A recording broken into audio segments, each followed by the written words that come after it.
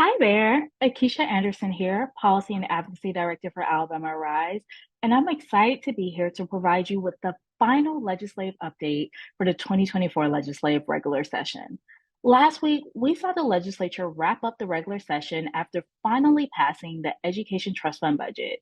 Alabama Rise and partners with the Hunger Free Alabama Coalition worked tirelessly over the last few weeks to advocate for an appropriation of $10 to $15 million to fund summer EBT for 2025.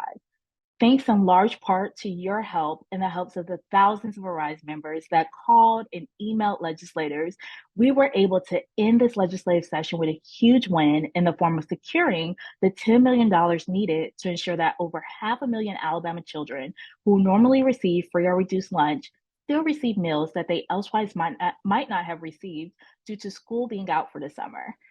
I and the rest of the Arise staff are so tremendously grateful for your responsiveness to all the action alerts we sent out regarding this issue. It truly, truly, truly made a difference. A few other notable happenings from last week include the passage of the general fund budget, the passage of a child care tax credit bill, the passage of a workforce housing development bill, and the passage of a bill that increases penalties for child labor violations.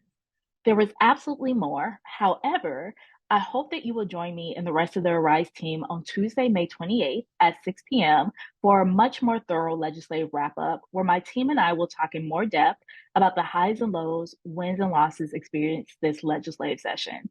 If you haven't already received an email about how to register for that legislative wrap up, simply email Prez Harris, our organizing director, at prez@alarise.org. That's PRES at ALARISE.org. You can email her for more registration information. Lastly, it is with both deep appreciation for you and the rest of the Arise family, along with a touch of sadness, that I share that this will unfortunately be my last legislative update video with Arise. At the end of this month, I will be transitioning to a new job with an Arise partner organization based in Los Angeles, California.